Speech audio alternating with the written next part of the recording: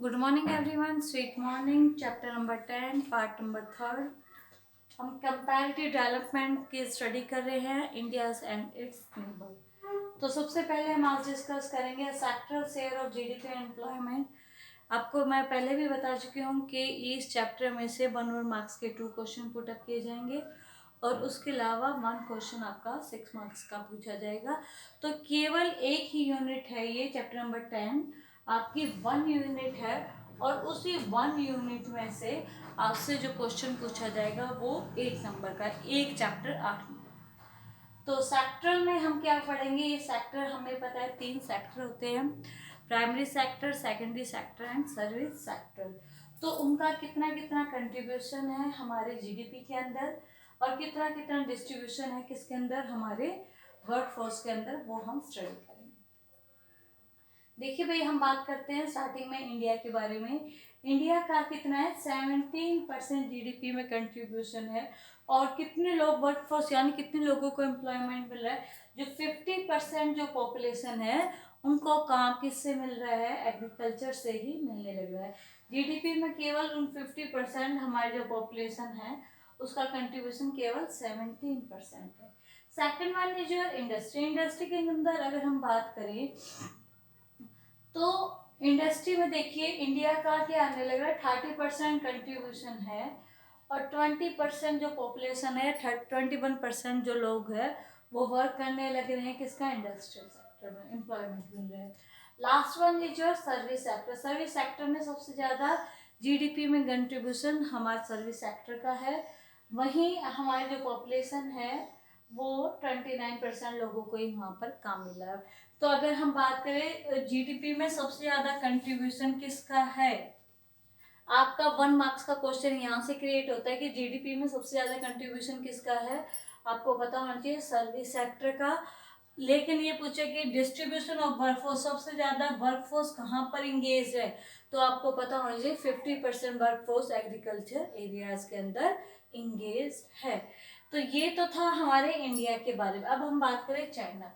China के अंदर क्या है, एग्रीकल्चर के अंदर 99% कंट्रीब्यूशन है और 28% पॉपुलेशन क्या है, वो एम्प्लॉयड है। यानी अगर मैं बात करूँ चाइना के बारे में तो वहाँ की ट्रोपोग्राफिक कंडीशन ऐसी है कि जो देखिए भाई, जियोग्राफिकल एरिया से चाइना कौन से नंबर पर, 3rd नंबर पर है। लेकिन वहाँ की जो ट्रोपोग्राफिक कंडीशन है, क्लाइमेट कंडीशन है, उसके अकॉर्डिंग केवल 10% ही लैंड एरिया ऐसा है जिस पर हम क्या कर सकते हैं, कल्टीवेट कर सकते हैं। और वो 10% जो एरिया है वो इंडिया के 40% के बराबर है।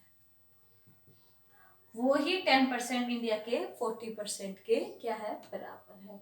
तो 9% क्या होने लग रहा है, कंट्रीब्यूशन है।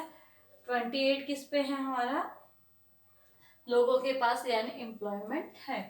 सेकंड पर क्या आने लग रहा है, 43% कहाँ पर है, हमारा चाइना का इंडस्ट्रियल सेक्टर में कंट्रीब्यूशन है जीडीपी में। वहीं 29% लोग क्या है इसके अंदर एंगेज है। 48% क्या आने लग रहा है उनका सर्विस सेक्टर के अंदर है। 43, देखिए भाई हमारे और चाइना के बीच में एक बेसिक डिफरेंस है। हम क्या होने लगे, सीधा एग्रीकल्चर से शिफ्ट हुए। इंडिया जो शिफ्ट हुआ था वो सीधा हुआ एग्रीकल्चर से गया वो सीधा सर्विस पर। उसने बीच में जो इंडस्ट्रियल सेक्टर है उसको इतनी ज्यादा इंपॉर्टेंस नहीं दी।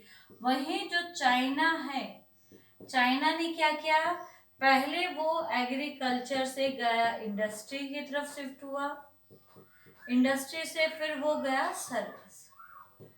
तो इसलिए उसकी क्या होने लगी, ग्रोथ होने के पीछे भी, जीडीपी में इतना कंट्रीब्यूशन होने के पीछे या इतने लोग एंगेज होने के कारण या इतना ज्यादा उसके एम्प्लॉयमेंट ग्रोथ होने के पीछे बेसिक रीजन ये भी है।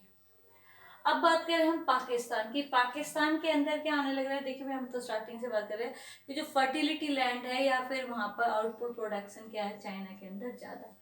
तो 25% क्या होने लग रहा है, एग्रीकल्चर। लेकिन पॉपुलेशन कितनी है, 43। देखिए भाई इंडिया से आप कंपेरिजन कर सकते हो कि इंडिया का कंट्रीब्यूशन केवल 17% आ रहा है। 50% जो लोग हैं उनको एम्प्लॉयमेंट वहीं से मिल रहा है। वहीं पाकिस्तान के अंदर 43% ही लोगों को काम मिल रहा है, 25% जीडीपी में कंट्रीब्यूशन। तो चाइना का सबसे ज्यादा 48 सर्विस सेक्टर, और इसी के अंदर ही क्या उनके लोगों के पास एम्प्लॉयमेंट। अब उसके बाद है चाइना, उसके बाद है हमारा इंडस्ट्री में पाकिस्तान का 21% जीडीपी में कंट्रीब्यूशन, 23% ही लोगों के पास क्या है एम्प्लॉयमेंट मिलने लग रहा है। 54 क्या है पाकिस्तान के पास क्या होने लग रहा है, सर्विस सेक्टर है, वहीं 34। तो सर्विस सेक्टर में तीनों ही कंट्री है, सर्विस सेक्टर से सबसे ज्यादा जीडीपी में कंट्रीब्यूशन आ रहा है। लेकिन इंडिया और पाकिस्तान ऐसे दो कंट्री है जहां पर नंबर ऑफ पर्सन एम्प्लॉयड किसके अंदर है, एग्रीकल्चर सेक्टर के अंदर है। पाकिस्तान की जो ग्रोथ ना होने के पीछे बेसिकली जो मेन रीजन है, एक तो क्या है पॉलिटिकल इंस्टेबिलिटी है, मिलिट्री रूल है, टेररिज्म बहुत ज़्यादा है। तो ये सारी चीज़ों के कारण सीधा इफेक्ट पड़ रहा है पाकिस्तान के ऊपर। ठीक है, तो इसके कारण जो फॉरेन इन्वेस्टर है या उन्हीं की कंट्री के जो इन्वेस्टर है वो वहाँ पर क्या नहीं करना चाहते, इन्वेस्टमेंट नहीं करना चाहते। ये तो था हमारा sectoral share of GDP and employment. अब हम नेक्स्ट टॉपिक कर रहे हैं ह्यूमन डेवलपमेंट इंडिकेटर। देखिए भाई, ह्यूमन डेवलपमेंट या फिर हम ये कहें एसडीआई, उसको कहीं ना कहीं इन्वेंट किया था महमूद उल हुल्लक नाम का पर्सन था, पाकिस्तान था। उसने ही ह्यूमन डेवलपमेंट इंडिकेटर को या एसडीआई को क्या किया था, डेवलप किया था।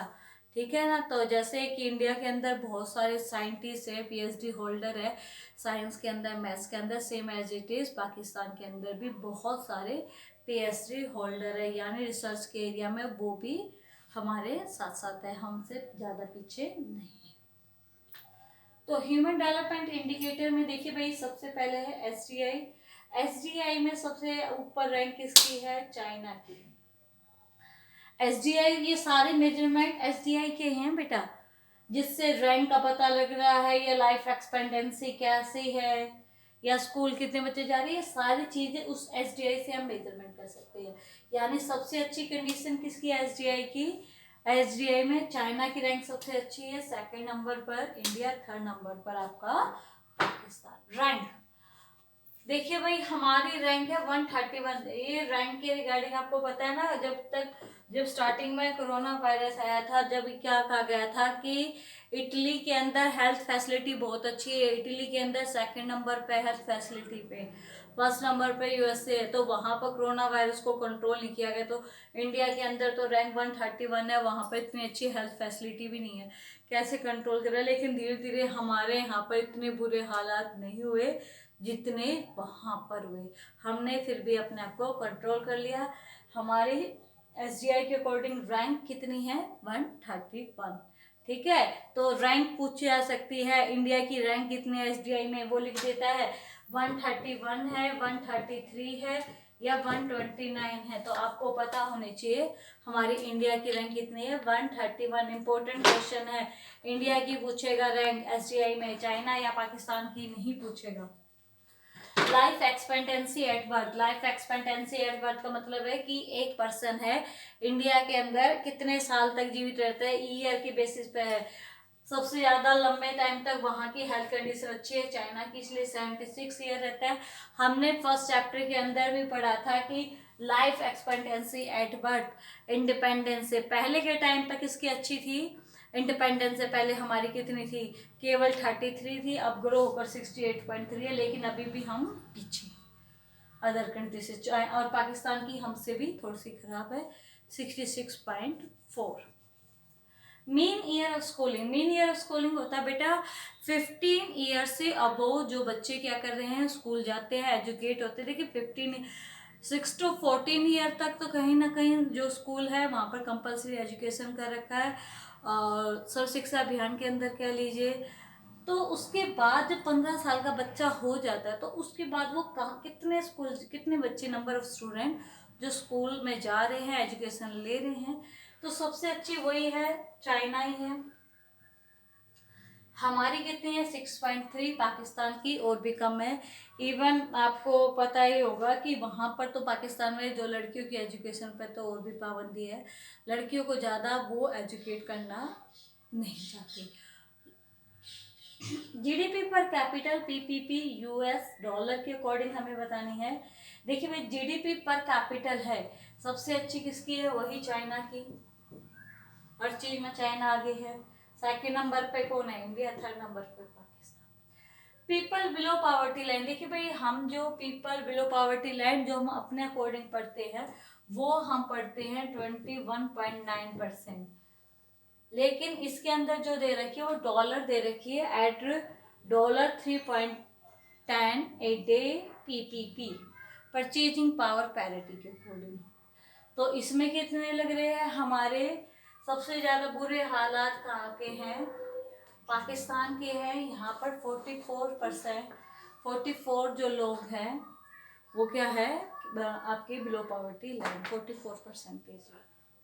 Infant mortality rate, infant mortality rate यानी 1 ईयर से बिलो एजिस के जो बच्चे हैं पर 1000 पे, चाइना की सबसे अच्छी कंडीशन है, सबसे गुड है। वहाँ पर क्या होने लग रहा है, केवल 9% जो 1000 पे केवल 9 ही बच्चों की क्या होती है, डेथ होती है। इसके पीछे वही है आपकी वन चाइल्ड पॉलिसी जो अडॉप्ट की थी 1979 में, जिसके कारण सीधा असर किस पे पड़ा, बच्चे की हेल्थ पे भी, प्रॉपर डाइट मिली, प्रॉपर न्यूट्रिशन मिला। और फिर कहीं ना कहीं इंडिया की 38 है, याद करना वही इम्पोर्टेंट है। और पाकिस्तान की कितनी है 66। मैट्रल मॉर्टलिटी रेट, देखिए भाई जब वहाँ पर बच्चों के ऊपर ध्यान पे दिया जाता है, वन चाइल्ड पॉलिसी अडॉप्ट कर रखी है, तो साथ ही साथ जो मैट्रल मॉर्टलिटी रेट है जो कितने पे होता है 1 लाख पर्सन पर होता है। तो इसके अंदर केवल 1 लाख में से 27 ही लेडीज की प्रेगनेंसी के टाइम पर डेथ होती है। वहीं इंडिया और पाकिस्तान में 174 और 178। Population using improve sanitation, sanitation facility कितने इम्प्रूव हुआ है, तो सबसे ज़्यादा इम्प्रूव हुआ है चाइना का, सेकंड नंबर पे पाकिस्तान, थर्ड नंबर पर इंडिया।